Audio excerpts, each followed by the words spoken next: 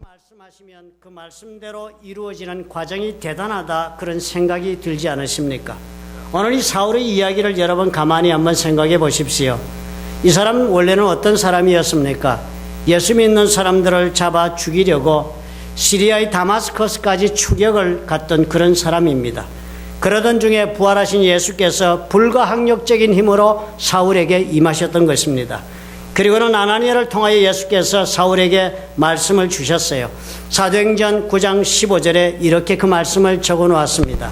이 사람은 내 이름을 이방인과 임금들과 유대 이스라엘 자손들 앞에 전하기 위하여 택한 나의 그릇이다. 그렇게 말씀하셨습니다.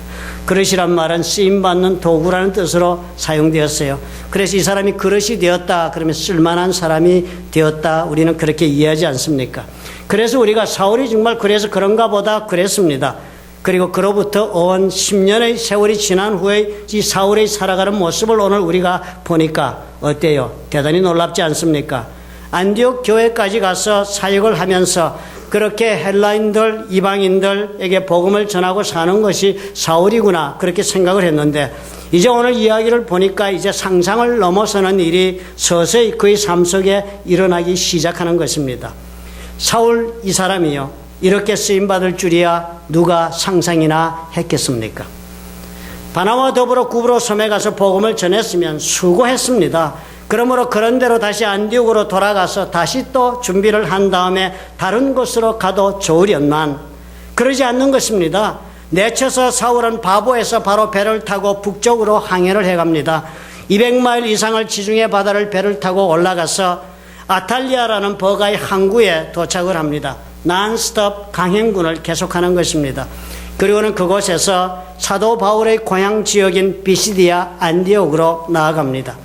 이때 같이 동행했던 마가 요한은 비시디아 안디옥으로 일행이 가기로 결정하는 것을 보고 나서 본인이 마음을 바꾸어서 고향 예루살렘으로 돌아가 버렸습니다. 왜냐하면 비시디아 안디옥으로 가는 길이 보통의 여행길이 아니었기 때문입니다.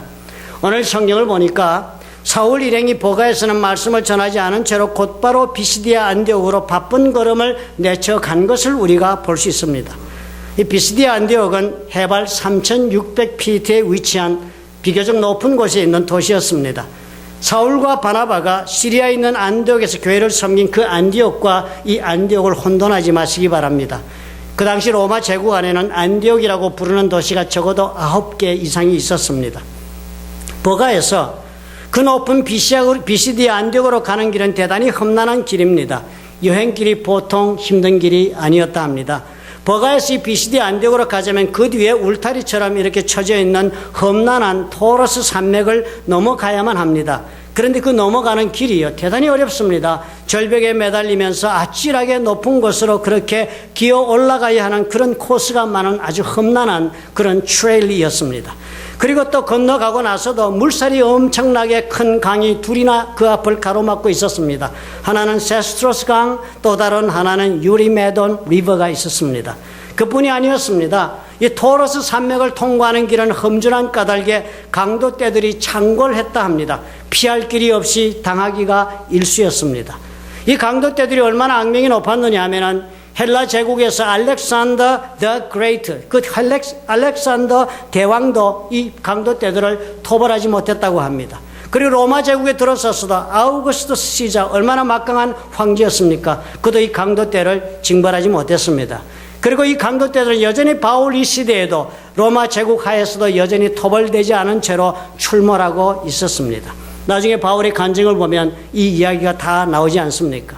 높은 산맥을 아슬아슬하게 넘어가면 도착하는 그 산자락 아래에 있는 도시가 비시디아 안디옥입니다. 그리고 비시디아 안디옥에서 서쪽으로 가면 에베소, 동쪽으로 가면 더베, 그리고 사울의 고향인 다소가 있습니다.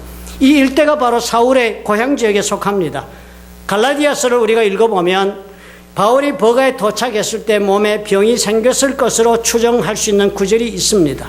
바울은 그러니까 몸도 아픈 채로 험난한 산길, 강도를 만나 잘못하면 상해를 입을지도 모르는 길을 가기로 작정한 것입니다.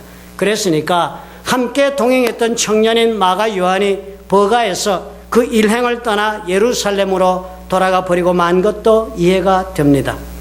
이 사도행전을 기록한 누가도 이곳 버가에서 비시디옥으로 넘어가는 이 사울의 새로운 선교 여정이 새로운 의미가 있음을 보여주고 있습니다. 구브로를 떠나 비시디 안디옥으로 건너가는 것이 본격적인 이방 선교의 장을 새롭게 시작하고 있다 하는 것을 누가는 이렇게 우리에게 알려줍니다. 사도행전에서 종전까지 누가는 사울이라는 그 이름을 꾸준히 사용해 왔습니다. 그런데 그런 누가가 바로 이 13장 13절에서부터 시작해서는 즉 버가에서 안디옥으로 나가는 이 장면부터는 그 이름을 사울이라고 부르는 대신에 바울이라고 새롭게 기록을 해주고 있기 때문입니다. 이 당시 로마 시민권을 가지고 있는 사람들은 세 가지 이름을 가지고 살았습니다. 그 첫 번째가 노멘, 일상적으로 사용하는 이름이 있습니다. 그리고 두 번째가 프레노멘, 자신의 종족이나 가문을 나타내는 이름이 있었습니다. 그 세 번째가 코그노멘, 로마 제국의 시민만이 가지고 있는 이름으로 라틴어 이름이었습니다. 우리가 잘 아는 사울이라고 부르는 사람, 그러니까 그 사람의 노멘, 일상적으로 사용하는 이름은 사울이었습니다. 그리고 프레노멘은 성경에 알려져 있지 않아서 우리가 알 길이 없습니다. 그러나 코그노멘, 그의 라틴어 로마 이름은 파울로스였습니다. 그러니까 누가는 이제 사울이요, 단순히 안디옥 교회나 유대인들에게나 복음을 전하는 지방 인물이 아니라는 것입니다. 이 순간부터는 이제 사울은 비시디 안디옥으로 넘어가면서 제국적으로 복음을 전하는 전국적인 인물이 된다 하는 것입니다. 그러니까 이제는 그 지역적인 이름 사울을 쓰는 대신 로마 제국의 이름에 맞는 코그노멘인 파울로스를 쓰기 시작한 것입니다. 그러니까 누가는 우리에게 무엇을 말해주고자 합니까? 대단히 선교에 있어서 역사적인 분수령을 이루는 장면이 지금 벌어지고 있다, 우리에게 이렇게 어필하고 있는 것입니다. 그런 대변화가 있는 곳이었고 그런 때였으니까 마가 요한은 엄청난 부담을 받았을 것입니다. 누구나가 다 바울같이 살 수는 없습니다. 바울이 이렇게 바울다울 수 있는 것은 무엇보다도 바울이 하나님에게 대하여 가지고 있는 그 열심이 특심이었습니다. 그리고 그런 바울을 예수께서 택하여 붙잡아 주셨기 때문입니다. 그 열심이 너무나도 컸기 때문에 잘못된 생각으로 자신이 열심을 따라 사는 동안에는 정말 사울은 살인적이고 파괴적인 힘을 가지고 세상에 영향을 끼쳤습니다. 그렇지만 그런 사울의 열심이 예수님의 손에 붙잡혀서 예수께서 이방인에게 복음을 전하기 위하여 쓰는 내 그릇이 되도록 하시겠다 했더니 엄청난 힘을 가지고 주님의 나라의 귀하게 쓰임받는 존재가 된 것입니다. 그러니까 이런 바울처럼 누구나 다 할 수 있는 것은 아닙니다. 이런 바울을 따라다니는 것만 해도 대단히 힘이 들어요. 따라다니기 위해서도 하나님으로부터 특별한 은사를 받으셔야 합니다. 그렇지도 못한 채로 너무 존경스럽다, 너무 위대해 보인다 싶어서 따라다니면 시험 들고 마는 것입니다. 마가 요한은 우리가 잘 아는 마가의 다락방이라고 부르는 그 마가입니다. 가문이 부자였음에 틀림이 없습니다. 어머니 이름은 마리아였고 아마도 아버지는 일찍 돌아가신 가정이었던 것으로 보입니다. 그의 히브리식 이름은 요한, 로마의 이름은 마커스, 마가였습니다. 그리고 마가에는 훌륭한 외삼촌도 있었습니다. 그 이름이 바나바였습니다. 마가의 어머니가 예수를 신실하게 믿어서 주께서 그 중요한 예수 그리스도께서 가지고 싶어 하시는 마지막 6월절 만찬도 어디에서 했습니까? 마가의 그 다락방에서 하셨습니다. 그 후로도 사도들을 포함해서 많은 성도들이 마가의 다락방에 모여 살았습니다. 주님께서 부활하신 지 40일 만에 감람산에서 승천하신 후에도 성도들은 감람산에서 내려와 마가의 다락방으로 가서 120명이나 모여 떠나지 않고 성령이 임하실 때까지 기도했던 그 역사적인 장소도 마가의 집이었습니다.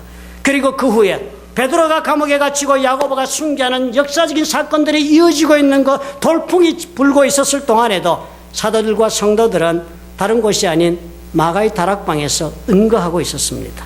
그랬으니까 청년이 마가 요한은 사도들과도 매우 가깝게 지내며 살았을 것입니다. 또 믿음이 좋은 성도들과도 함께 살다시피 하면서 중요한 모든 사건의 직접적인 목격자가 되었을 것입니다. 예수께서 살아계실 때에도 그랬을 것이에요. 젊은 마가 요한은 멀리서 혹은 가까이에서 예수 그리스도를 보고 말씀을 듣고 배우기도 했을 것이 분명합니다. 마가복음에 보면요, 마가 요한일 것으로 추정되는 구절이 이렇게 적혀 있습니다. 마가복음 14장 51절과 52절, 예수께서 잡히시던 그날 밤에 일어났던 사건의 단편적인 구절이 있습니다.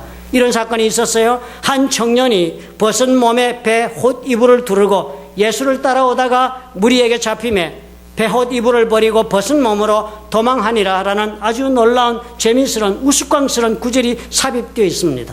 다른 어떤 복음서에도 없는 구절이에요. 마가복음에만 적혀있는 구절입니다. 이런 경험을 할 정도로 사람들은 이 마가복음에 적힌 이 구절은 틀림없이 마가복음을 적은 마가 자신일 것이라고 추정할 수 있는 구절이라 그렇게 이야기를 합니다.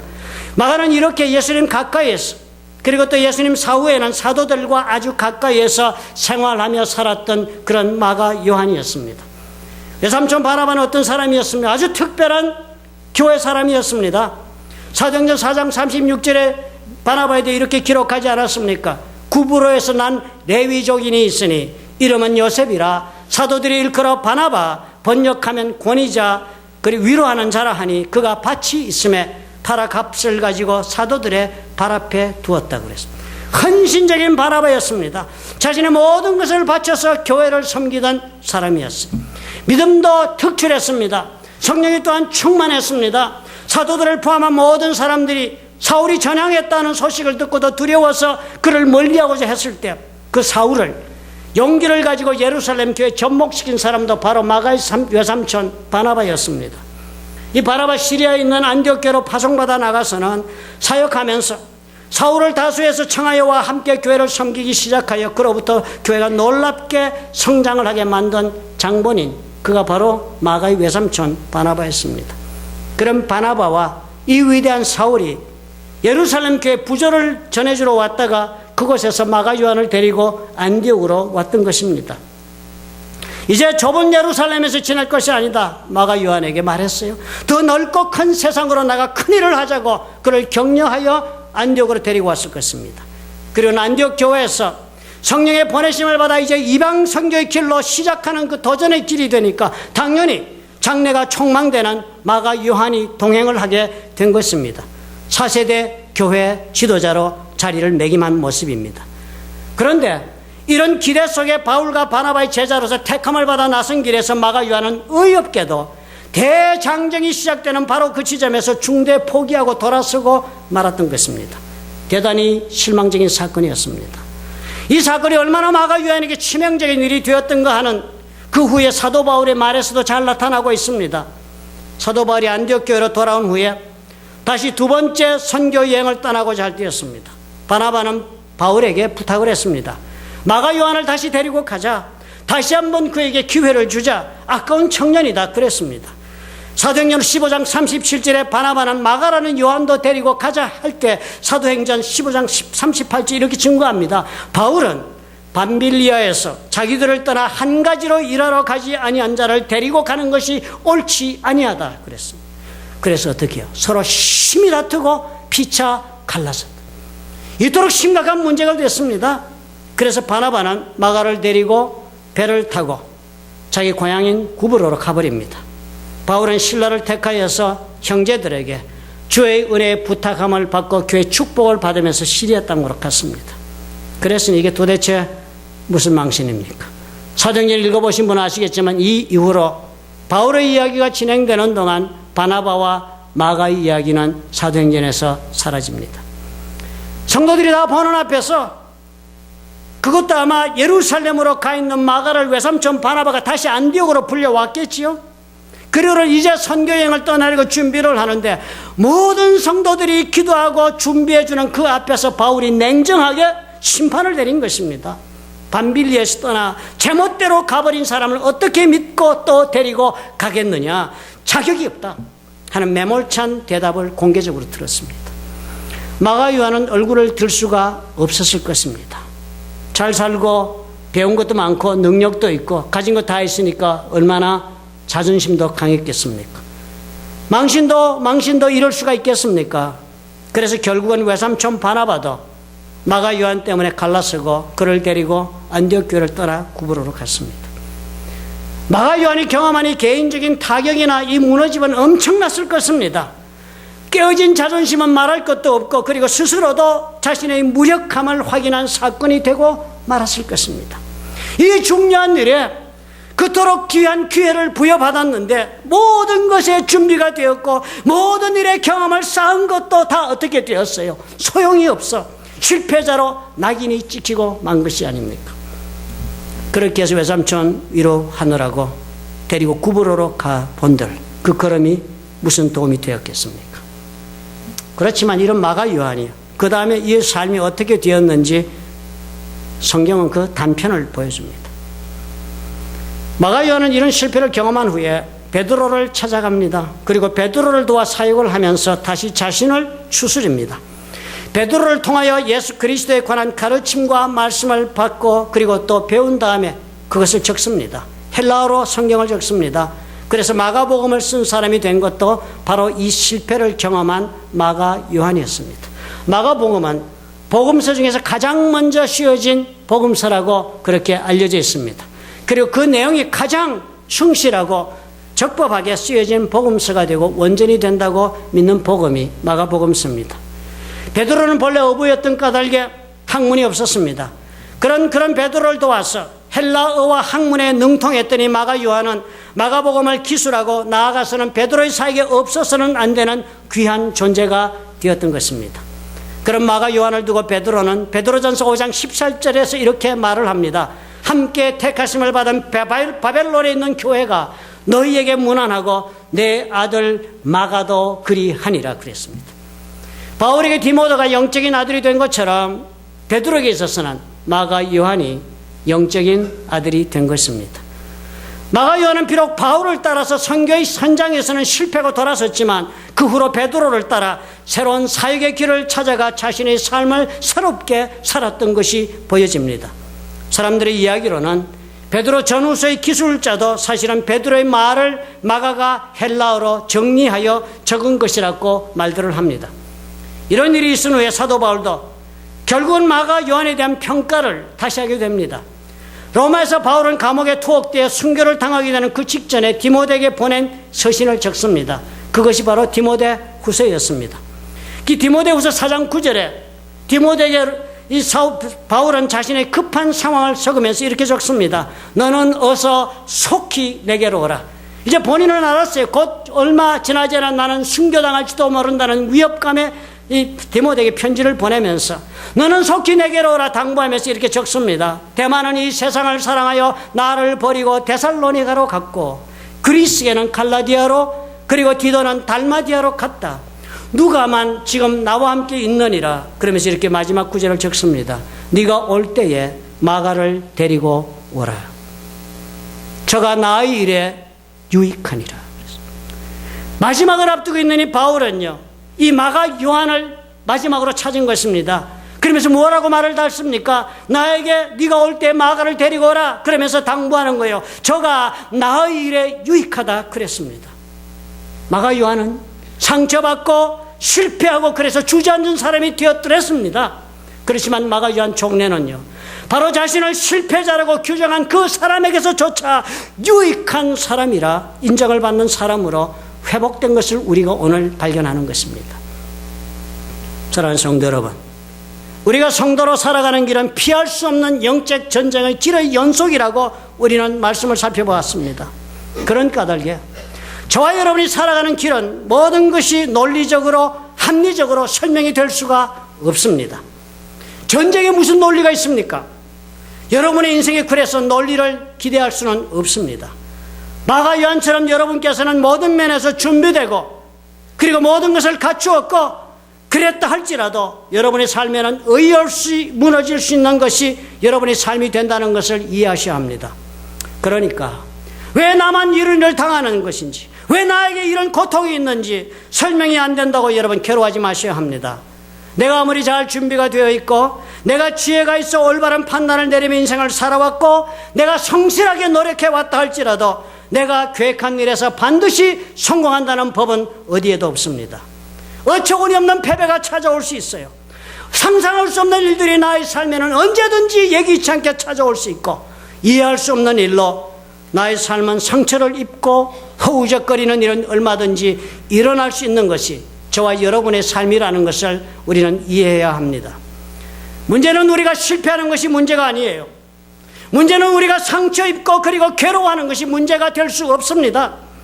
우리가 수치를 당하고 그래서 내 자존심이 무너지고 열등하시게 사로잡히는 것이 문제가 아니에요. 문제는 내가 이 모든 일을 나의 삶 속에 예기치 않은 일을 당한다 할지라도 그 당한 후에 다시 예수님의 은혜를 구하여 나의 자리를 다시 찾지 못하는 것이 문제가 되는 것입니다. 우리가 믿는 예수님은 믿음으로 멋지게 성공하라고 우리를 가르치시는 분이 아닙니다. 우리가 따르는 예수님은 모든 것에서 완벽하게 살아서 나를 기쁘게 하라고 요구하시는 분이 아닙니다. 우리가 믿고 의지하는 예수님은 내가 남들보다 나은 사람이 되어야만 한다, 네가 우수한 성도가 되어야 한다고 기대하시고 요구하시는 분이 아닙니다. 그보다 우리가 믿는 예수님은 십자가의 능력으로 우리를 사탄과의 전쟁에서 승리하게 만들기를 원하시는 분이심을 저와 여러분은 믿어야 합니다. 우리가 많은 경우에 살아가면서 피치 못하게 겪는 실패와 좌절 때문에 깊은 절망감과 더불어 지독한 열등의식에 사로잡힐 때 얼마나 많습니까? 그래서 우리는 불행해합니다. 다시 일어설 힘도 그래서 우리는 상실하고 많은 것입니다. 그런 구렁텅이에 빠지면 이제는 주의 모든 사랑하는 사람들과의 관계조차도 고통스러운 것으로 만들어버리고 많은 어리석은 삶을 사는 것도 우리의 모습이 될 수 있는 것입니다. 이럴 때 우리가 과연 믿음이 있는 사람이라면 한 가지를 믿으셔야 합니다. 나는 비록 지금 이렇게 무너져 내렸다 할지라도 예수께서 나를 다시 이렇게 세우실 수 있다, 이 믿음이 있어야 합니다. 그리고 주 예수께서 인도하시는 회복의 길을 주님 앞에 구해야 합니다. 주님은 언제나 저와 여러분의 회복에 최우선의 관심을 가지고 계신 분이셨다는 사실을 여러분 기억하시기 바랍니다. 주님께서 베데스다 연못가에 38년 된 병자를 보고 병이 벌써 오랜 줄을 아시고 물었습니다. 그 누구도 기대할 수 없는 삶이었습니다. 요한복음 5장 6절에 그 절망적인 사람, 모든 사람이 버린 인생을 보고 주님이 물었습니다. 네가 낫고자 하느냐? 킹 제임스 버전에서는 이렇게 번역했어요. Will thou be made whole? 그랬습니다. 다시 우리말로 번역하면 네가 온전해지기를 원하느냐? 온전해진다는 단어요, whole이라는 단어, 우리가 상처로부터 혹은 빼앗긴 것으로부터 온전하게 회복되어서 자신의 삶을 제대로 살아갈 수 있다는 뜻이 들어있는 단어입니다. 예수님은 단지 우리의 문제를 해결하고 고치시는 것이 그분의 목적이 아니었습니다. 그 후의 삶이 예수님의 지대한 관심이었습니다. 그런 예수님이셨기 때문에 중풍병자를 데리고 온 친구들 앞에서 여전히 그 말씀하셨습니다. 중풍병자의 병을 고치시기를 뭐라고 말씀하셨어요? 소자야 안심하라, 네 죄 사함을 받았느니라. 그리고 나서 중풍병자를 주님께서 고치시고 일어나 내 침상을 가지고 집으로 가라 하셨습니다. 병 고치는 것이 목적이 아니었어요. 죄 사함 받고 하나님과 올바른 관계를 이루어 놀라운 인생을 사는 것이 주님께서 기대하고 있는 바였던 것입니다. 기적을 행하시고 내 삶에서 문제를 해결해 주시고 귀신에서 풀려나게 하시고 병에서 고침받게 하시고 이렇게 주님이 역사하시는 모든 일에는 한 가지 목적이 분명합니다. 그 역사의 혜택을 입은 사람들이 제대로 된 삶을 그 이후로 살기를 원하셔서 그 모든 일들을 행하신다는 것입니다. 저와 여러분의 예수님 오늘 여전히 동일하게 이것을 기대하고 계십니다. 우리 모두에게 예수께서는 은혜를 부어주시기를 원하십니다. 그를 찾고 있는 모든 이에게 주님께서는 여전히 오늘도 동일한 질문을 주실 것입니다. 네가 낫기를 원하느냐? 주님께서 물으시는 것입니다. 주께서는 저와 여러분에게 온전한 삶을 살기를 원하시는 까닭에 믿음으로 나오는 모든 이에게 그 약속을 지키실 것입니다. 당신의 영혼에 입은 상처로부터 온전하게 치유받기를 원하십니다. 육체의 상처로부터 회복되기를 원하세요. 삶의 경제적인 상처로부터도 풀려나기를 원하십니다. 인간적인 관계로 인한 돌이킬 수 없는 그 상처로부터도 예수님은 당신이 온전히 회복되시기를 원하십니다. 그래서 그 이후로 이제까지는 생각해 보지 못했던 값진 인생을 다시 한번 영위에 볼 수 있기를 우리 주께서 원하고 계시기 때문입니다. 그러면 사랑하는 성도 여러분, 우리 믿음으로 주께 나아가십시다. 후회 주시고 꾸짖지 아니하시는 주께서 저와 여러분을 온전케 해주시기를 구하십시다. 전혀 다른 차원의 값진 인생을 이제 우리는 다시 살 수가 있습니다. 언제나 더 값지고 좋은 것으로 우리 무너지고 깨어져 나간 것, 빼앗겨 버린 것들을 주님께서 더 좋은 것으로 다시 채워주실 것입니다.